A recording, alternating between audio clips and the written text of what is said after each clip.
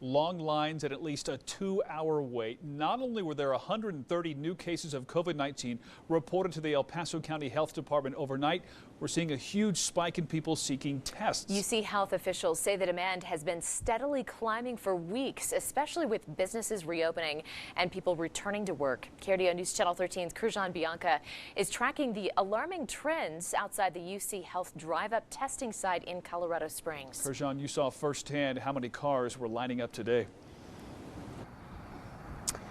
Yeah, I'd say about 200 cars. It was an extremely busy Friday.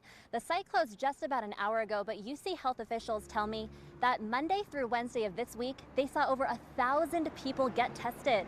That's a massive jump from the month of June. One by one, cars line up at UCHealth's drive-through testing site on Parkside Drive.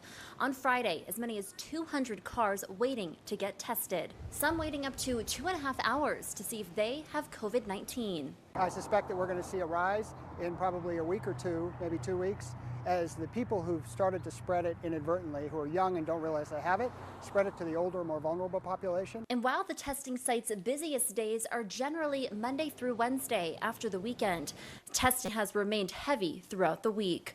From June 8th to the 10th, 501 people got tested. Those numbers have since doubled. In the first few days of July, the numbers have jumped to over 1,000.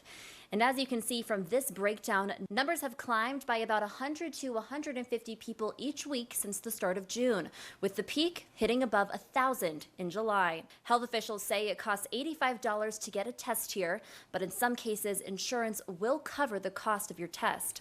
UCHealth officials say anyone who has COVID-19 symptoms can get a test here. If you don't have symptoms, you will need a doctor's note to get tested.